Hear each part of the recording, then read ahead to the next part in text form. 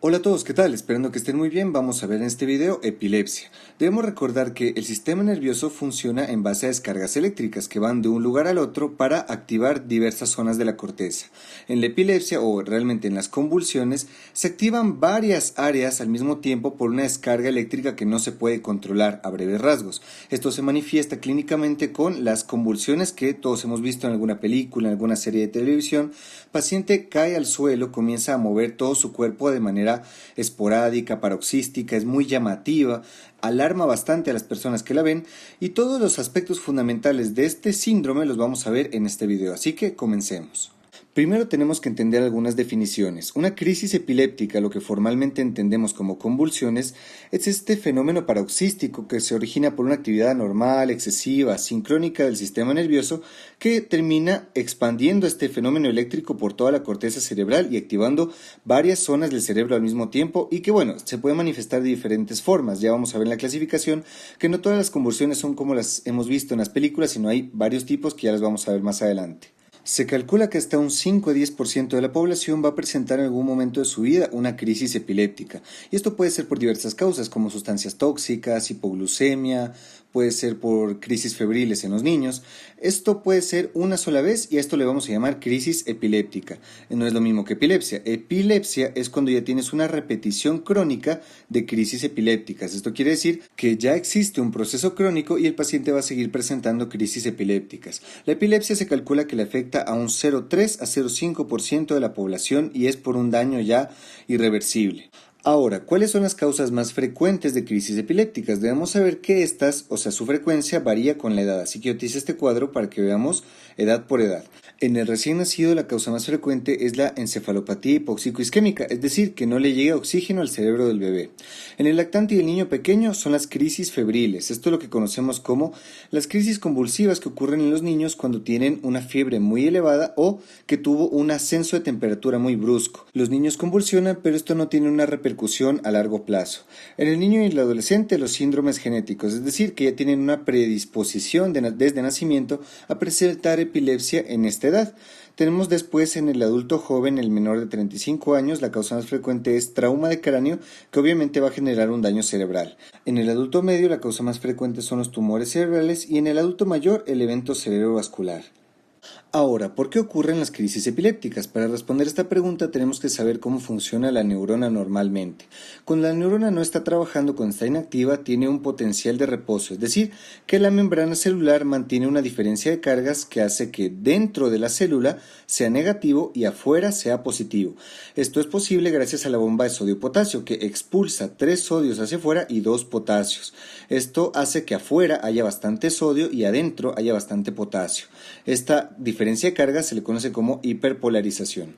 Cuando viene la electricidad procedente de otra neurona, esta se activa y genera un potencial de acción. Esto permite la inversión de las cargas. ¿De qué manera?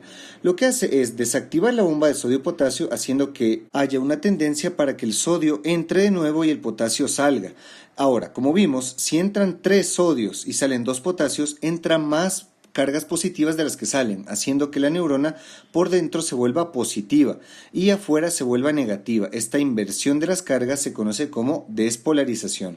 Esto permite que el potencial de acción viaje por la membrana y cuando llegue a la siguiente neurona va a pasar lo siguiente. En la parte final del axón va a haber unas vesículas que cargan un neurotransmisor que se conoce como glutamato. Este glutamato es el excitador, es el activador de la siguiente neurona.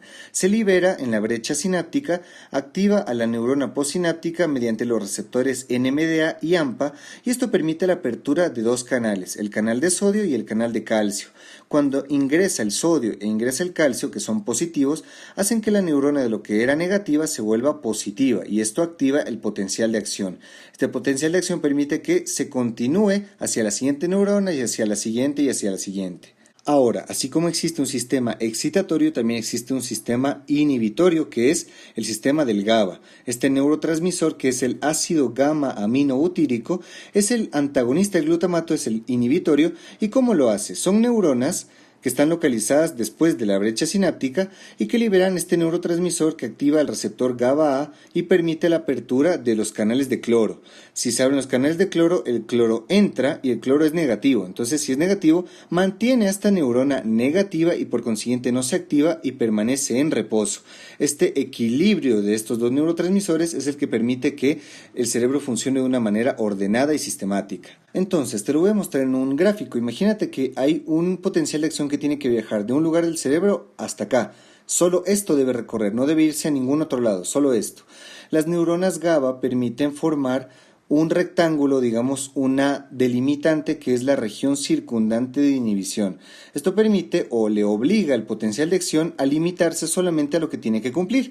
Entonces, la epilepsia ocurre cuando hay un daño cerebral que ocasione una pérdida de la región circundante de inhibición o que las neuronas de aquí adentro se vuelvan tan excitables que no pueden ser controladas por esta región circundante. Cualquiera de los dos mecanismos puede ocurrir con una lesión cerebral de, como ya vimos, muchas causas.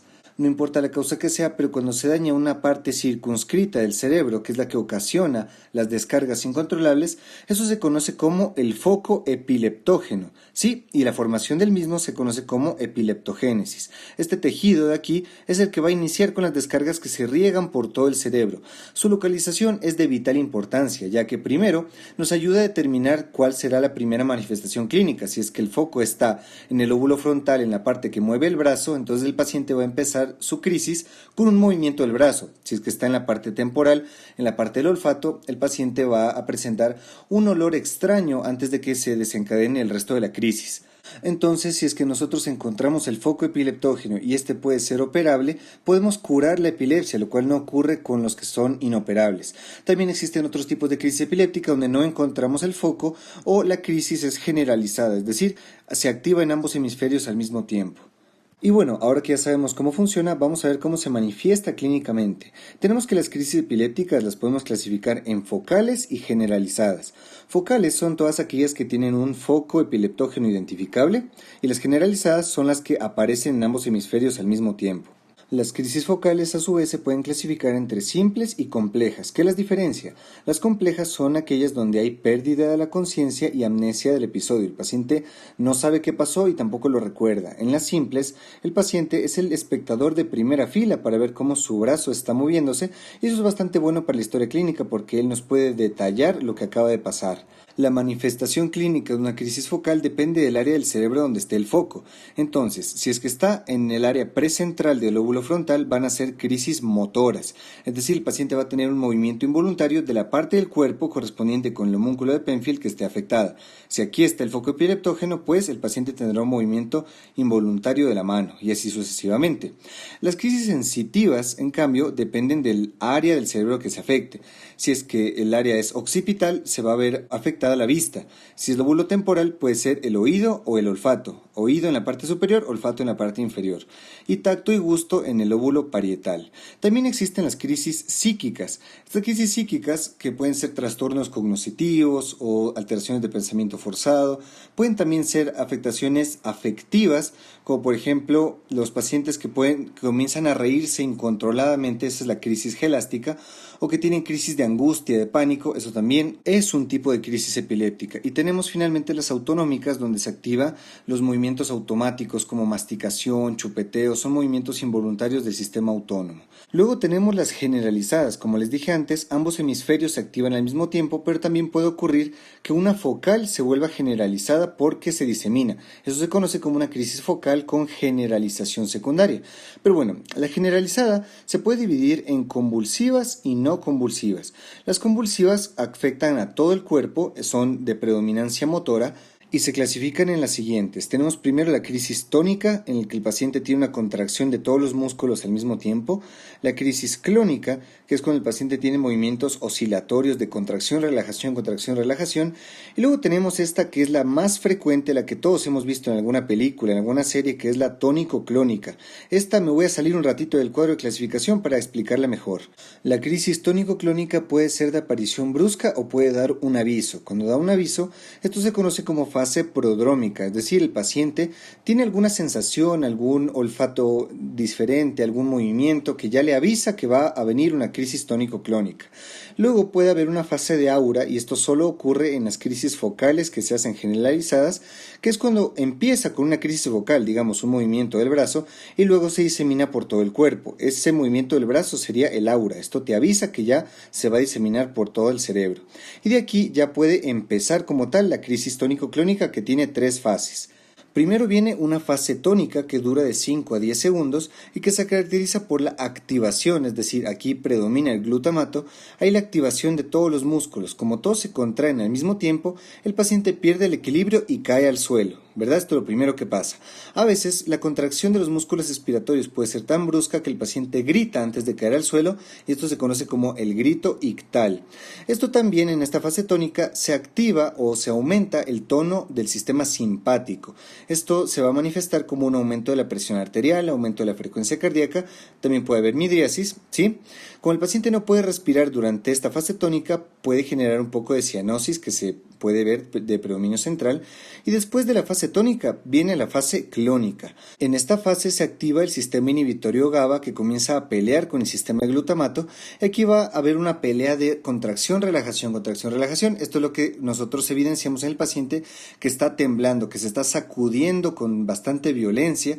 Esto es porque se están peleando el sistema que inhibe y el sistema que excita, hasta que con el pasar del tiempo se comienza a agotar los neurotransmisores y el paciente como que comienza a hacer movimientos menos oscilantes, menos bruscos, comienza a detenerse, cuando se detiene por completo. Cuando se detiene por completo hay un aumento del tono parasimpático. Entonces esto genera que haya una relajación de los esfínteres y en ese momento el paciente tiene una incontinencia urinaria y fecal. El paciente está ahí, ya dejó de moverse y se orina ahí donde quedó acostado. Después el paciente, cuando ya pasaron estas 2 fases, entra en una fase post-ictal, o sea, después de la convulsión. En esta fase el paciente puede durar de 30 minutos a 1 hora inconsciente. El paciente está dormido. Cuando despierta, el paciente no recuerda lo que pasó, tiene una amnesia del episodio. El paciente puede presentar una cefalea, una pequeña afasia que se resuelve sola, y también puede haber un fenómeno conocido como la parálisis de Todd, que es una hemiparesia que tiene el paciente que se manifiesta solamente en esta fase y se resuelve sola. Así que si un paciente convulsionó y luego no puede mover la mitad de su cuerpo, no alarmes al paciente. Recuerda que esta parálisis de Todd es transitoria, ¿de acuerdo? Bien, ahora, ¿qué pasaría si tú presencias en vivo y en directo una crisis tónico-clónica? Creo que esto es muy probable que te pueda pasar, así que lo que tú tienes que hacer es, el paciente ya cae al suelo, ¿verdad? Lo que tienes que hacer es colocar al paciente en esta posición utilizando brazo y pierna de un mismo lado, el uno para sostener la cabeza, giras al paciente, pones la pierna del mismo lado doblada para que tanto brazo como pierna hagan una sustentación del cuerpo de manera lateral. ¿Esto por qué motivo? Mientras el paciente está en la fase posictal, puede ocurrir que si está boca arriba, la lengua, como ha perdido su tono, ocluye la vía aérea, al igual que cualquier tipo de secreción. Entonces a ti lo que te debe preocupar es que no se ocluya la vía aérea mientras viene la ayuda. Ahora, es muy importante que ustedes recuerden lo que no hay que hacer, lo que nunca hay que hacer es angustiarse. Si tú te angustias, no piensas serenamente, y recuerda que el paciente no se va a morir por la convulsión. Tú lo que tienes que hacer es llegar, despejar el área donde se encuentre, tranquilizar a la familia, colocar al paciente en esta posición. Si es que tú ves que el paciente ya se mordió la lengua o potencialmente podría hacerlo, no intentes abrir la boca con tus propios dedos porque los puedes perder, la presión de mordida es muy fuerte. Lo que tienes que hacer es utilizar un objeto para no lastimarte tú y que puedas ayudar óptimamente al paciente. Le pones de lado, monitorizas signos vitales en ese momento y hasta que llegue la ambulancia. Por cierto, lo primero que haces es decirle a un familiar o a alguna persona que esté circulante por ahí que llame una ambulancia. Hasta que llegue, tú mantienes al paciente tranquilo, sentado en la fase posictal, no le va a pasar nada, y eso es lo que tienes que tener muy en cuenta. No te preocupes, que lo vas a hacer muy bien. Regresamos a nuestro cuadro de clasificación y tenemos las mioclónicas, que son contracciones de duración muy corta, bruscas, principalmente en epilepsias de adolescentes. Y luego tenemos las no convulsivas. Las no convulsivas no hay movimientos motores, sino se caracterizan principalmente porque no hay movimiento. Es decir, aquí tenemos la crisis atónica, en la que el paciente tiene una flacidez de todos los músculos, queda completamente atónico. Y finalmente tenemos las crisis de ausencia. Las crisis de ausencia son aquellas desconexiones del medio que presentan principalmente los niños, que digamos un niño está haciendo una actividad cualquiera y de repente se queda completamente quieto mirando hacia el espacio, como esta imagen que les voy a mostrar aquí. El niño se queda completamente perplejo, hace pequeños movimientos automáticos, no atiende a clases, no hace nada. Esta es la típica crisis de ausencia que conlleva a que los niños tengan bajo rendimiento escolar, ensimismamiento, baja actividad social, y que estas se pueden clasificar en crisis típicas, que son aquellas que tienen una instauración súbita, tienen una duración corta, tienen un buen pronóstico, responden a cualquier antiepiléptico, y también las atípicas, que las atípicas en cambio son las que tienen un inicio más gradual, duran más, tienen algunos movimientos motores más evidentes y que son de mal pronóstico. Estas se manifiestan en daños cerebrales que pueden llegar a ser permanentes. Y finalmente, la epilepsia como tal se puede dividir según su causa. Se le va a llamar epilepsia primaria a aquellas que tengan una base genética de origen, que tengan antecedentes familiares, que tengan un patrón clínico establecido, ya vamos a ver los síndromes. La secundaria, la que ocurrió por algún daño cerebral adquirido y desconocida cuando no podamos identificar si es que es primaria o secundaria. Debemos saber también que el diagnóstico de epilepsia es eminentemente clínico. El cuadro clínico es el que nos da todo. Y podemos ayudarnos del estudio que más se utiliza para este trastorno, que es el electroencefalograma, que consiste en colocar unos electrodos en diversas partes del cráneo para ver cómo están los potenciales evocados en amperaje que podemos medir en estas ondas. Realmente el electroencefalograma no es patognomónico, excepto en un solo caso, que es la crisis de ausencia. La crisis de ausencia presenta un patrón de espiga y onda 3 veces por segundo. En los demás solo nos ayuda a ver el aumento de actividad durante las crisis. Entonces es un auxiliar diagnóstico, pero que no nos ayuda al diagnóstico definitivo. Ahora, además de las crisis, tenemos algunas epilepsias como tal que se encuadran dentro de síndromes epilépticos que los podemos identificar según las siguientes características. Primero tenemos el síndrome de Lennox-Gastaut, que se caracteriza por la tríada de múltiples tipos de convulsiones, es decir, el mismo paciente puede tener ausencias tónico-clónicas, parciales simples, parciales complejas, sí, pues ser bastantes, afectación psicomotriz y alteraciones en el electro. Esa es la tríada del síndrome de Lennox. Esta característicamente aparece en niños de 1 a 7 años de edad, con un pico máximo entre los 2 a 4 años. Después tenemos el síndrome de West. Este se caracteriza por aparecer en edades más tempranas. Este aparece en el primer año de vida y también tiene una tríada. Esta tríada es, primero, espasmos infantiles, o sea, paciente hace contracciones musculares breves de 1 a 3 segundos que son en salvas, de predominio flexor. Tiene, segundo, detención en el desarrollo psicomotor, y tercero, hipsarritmia intercrítica, es decir, un patrón específico en el electroencefalograma que es definitoria de este síndrome de West. Después tenemos la epilepsia mioclónica juvenil o síndrome de Hans. Esta es típica de los adolescentes y que esta precipita sus crisis con la privación del sueño, con el consumo de alcohol. Entonces, esta es típica del adolescente que ya tiene este trastorno, se va de fiesta, bebe la noche anterior y al despertarse presenta unas crisis mioclónicas de predominio de miembros superiores. Esto es lo característico del síndrome. Sin embargo, también puede presentar otros tipos de crisis como tónico-clónicas y también de ausencia. Este es un síndrome bastante benigno porque responde muy bien a los antiepilépticos. También tenemos la epilepsia benigna infantil, que esta aparece a lo largo de los primeros 18 meses, esta cede espontáneamente después de los 14 años, tiene muy buen pronóstico. Y finalmente tenemos la esclerosis temporal mesial. Este se caracteriza por la formación de una esclerosis en la parte medial del lóbulo temporal, en la parte del hipocampo y giro dentado. Esto se puede evidenciar en una resonancia magnética y es ayuda para el diagnóstico. Este es un síndrome muy característico porque presenta crisis tónico-clónicas generalizadas o también parciales complejas que se anteceden de una característica aura epigástrica. Esto quiere decir que hay una molestia en el epigastrio que va ascendiendo hacia el cuello. También puede haber otros tipos de auras como olfatorias, gustativas, psíquicas, que anteceden a este tipo de convulsiones. Afortunadamente, como aquí tenemos un foco que podemos identificar, esta se la puede curar definitivamente haciendo una cirugía que consiste en una amígdalo-hipocampectomía en el lado que esté afectado. También tenemos algunos casos especiales como son la pseudocrisis y las crisis facticias. Las pseudocrisis son crisis epilépticas que son simuladas por el cerebro porque el paciente eventualmente tuvo un recuerdo o vio cómo son unas crisis epilépticas y su cerebro lo simula sin que él lo sepa. Es decir, él no está fingiendo, él está sufriendo una crisis, pero es porque tiene un problema psiquiátrico de base que le hace fingir esta situación. En cambio, la crisis facticia es cuando el paciente deliberadamente, a propósito, finge una crisis con el fin de obtener beneficios o atención médica. Estas las podemos diferenciar fácilmente de la epilepsia verdadera porque en estas son de mayor duración, son asimétricas, se nota el esfuerzo voluntario del paciente. Si tú intentas abrirle los ojos, el paciente los cierra a propósito, cosa que no pasa en la epilepsia verdadera. Y si tienes dudas, puedes pedir los niveles de prolactina. La prolactina está elevada en la epilepsia verdadera y no lo está en este tipo de trastornos. Otro caso especial que tenemos que conocer es el estatus epiléptico. Esto es cuando una crisis epiléptica verdadera dura más de 15 minutos o el paciente en el periodo post-ictal nunca recupera la conciencia y aparece otra crisis seguida a esta. Cuando el paciente no sale de estas crisis epilépticas se le conoce como estatus y esto es una emergencia neurológica. Tiene que ser ingresado en la unidad de cuidados intensivos y tiene que tener un completo monitoreo de signos vitales y bueno, los aspectos del tratamiento del estatus epiléptico los vamos a ver más adelante. Y finalmente tenemos el síndrome de muerte súbita del paciente con epilepsia o SUDEP.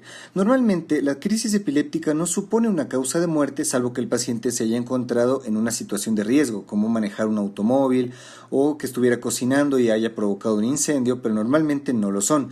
Este SUDEP ocurre en pacientes que no tuvieron algún testigo al momento de su crisis y asociaron asfixia al momento de la crisis epiléptica por algún taponamiento de la vía aérea o diversas otras causas que en ese momento no son desconocidas. Y bueno, ahora que sabemos todo esto, podemos pasar a tratamiento. Lo primero que tenemos que hacer es identificar y contrarrestar los factores ictógenos. ¿Qué quiere decir esto? Los factores que aumentan el riesgo de tener crisis epilépticas. Esto varía de persona en persona, así que tú tienes que hacer una investigación completa con tu paciente para ver cuáles son los factores que en esa persona específicamente desencadenan las crisis. Estos se pueden dividir en endógenos y exógenos. Los endógenos son el estrés emocional, aumentos de la demanda metabólica como infecciones o fiebre. El ciclo menstrual, el aumento súbito de estrógenos puede generar epilepsia y esto se conoce como la epilepsia catamenial. También tenemos el exceso de sueño, la hiperventilación principalmente para crisis de ausencia y el despertar súbito. Después tenemos los factores exógenos. El más frecuente de todos es incumplir el tratamiento, que el paciente abandone las pastillas anticonvulsivas, ya vamos a ver por qué lo hacen. Tenemos también la privación de sueño, alcohol y drogas. La luz estroboscópica, es decir, esta luz intermitente que vemos a veces en las discotecas, que la tienen algunos automóviles, el paciente tiene que evitar ver estas luces, ayuno prolongado y también el ejercicio físico. Ahora, además de los factores ictógenos, también es necesario utilizar los fármacos antiepilépticos, los FAE. Vamos a ver cuáles son los principios para utilizar estos fármacos. Primero que todo, la primera crisis que tenga el paciente no se la trata como que fuera epilepsia, porque bueno, para que sea epilepsia tiene que tener varias, excepto si es que tiene alguna lesión cerebral demostrable, y ahí sabemos que va a seguir teniendo, electroencefalograma alterado, tiene algún síndrome epiléptico de los que ya vimos, porque ahí si ya tiene un síndrome, pues ahí sí ya va a seguir teniendo crisis epilépticas, o cuando sea un estatus epiléptico, solamente ahí vamos a tratarlo. Ahora, cuando es epilepsia, o sea, cuando ya es el trastorno crónico, esta sí la vamos a tratar indefinidamente, o sea, vamos a dar las pastillas todos los días, excepto si se trata de epilepsia benigna de la infancia y si lleva más de 5 años sin tener una crisis, ahí podemos abandonar el tratamiento. Y bueno, además de que no tenga crisis, que tenga un examen neurológico normal y un electroencefalograma normal, es decir, no tenga un vestigio de daño cerebral permanente. Ahora, todas las propiedades, la clasificación de los FAE, cada fármaco por separado, todas sus indicaciones, contraindicaciones, efectos adversos, todo lo específico de los FAE lo vamos a ver en el siguiente video que se llama Antiepilépticos, que está en este mismo canal. Ahorita solo vamos a ver cómo se maneja a breves rasgos estos fármacos. Primero vamos a empezar en monoterapia. Vamos a escoger el fármaco específico que sirva para ese tipo de convulsión. Esto es la monoterapia. La monoterapia funciona en el 70% de pacientes. Si es que no funciona, podemos cambiar el fármaco para uno que sea mejor para ese tipo de convulsión, y si esto no funciona, que es de hecho un 30% de pacientes, vamos a pasar a la politerapia, utilizar 2 o 3 fármacos antiepilépticos.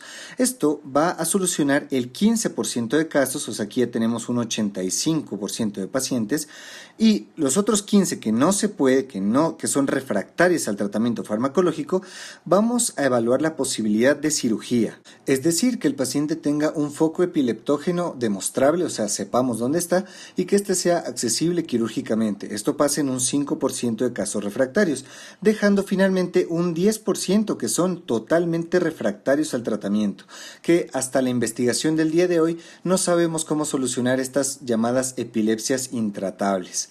Y también tenemos algunas situaciones especiales ya para terminar, que son el estatus epiléptico, que como les dije hay que ingresar al paciente. En los 5 primeros minutos se debe valorar la vía aérea y los constantes vitales, presión arterial, conseguir acceso venoso, porque la medicación anticonvulsiva, como está convulsionando, no la podemos dar por vía oral, tenemos que sí o sí acceso venoso. Vamos a dar en los 6 a 10 minutos tiamina 100 miligramos con dextrosa 50% y diazepam 0,25 miligramos por kilo para frenar la convulsión en ese momento. En los 10-30 minutos después podemos utilizar fenitoína, ácido valproico o levetiracetam, que esto los vamos a ver mejor en el video de antiepilépticos, cada uno por separado.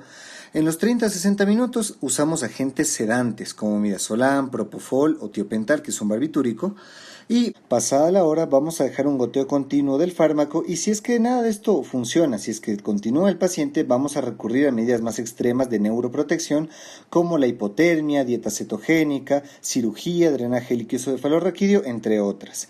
Finalmente, ¿qué hacemos con la paciente embarazada con epilepsia? Tenemos que mantener el tratamiento previo. Esto es un poco controversial, ya que muchos fármacos antiepilépticos son teratogénicos, llegan a afectarle al feto. Sin embargo, ninguno de estos puede llegar a afectarle tanto como una crisis epiléptica en la madre. Entonces, se prefiere, frente al daño potencial, mantener el mismo para que no hayan convulsiones durante el embarazo, y se tiene que añadir una dosis adicional de ácido fólico y vitamina K, porque los fármacos antiepilépticos pueden disminuir los niveles de estas dos, y si falta ácido fólico puede generar defectos del tubo neural en el bebé, y si falta vitamina K puede generar complicaciones hemorrágicas. Y eso es todo, mis amigos y amigas, muchas gracias, espero que el video les haya gustado, les haya servido. Si tienes cualquier duda, comentario o sugerencia, te invito a que la pongas en la parte de comentarios, que cuando tenga tiempo te la respondo. Te invito a suscribirte en este canal para ver más clases de medicina, y también a mi nueva cuenta de Instagram, donde todo el tiempo estoy subiendo casos interesantes, fotografías y preguntas sobre medicina. Que te vaya muy bien.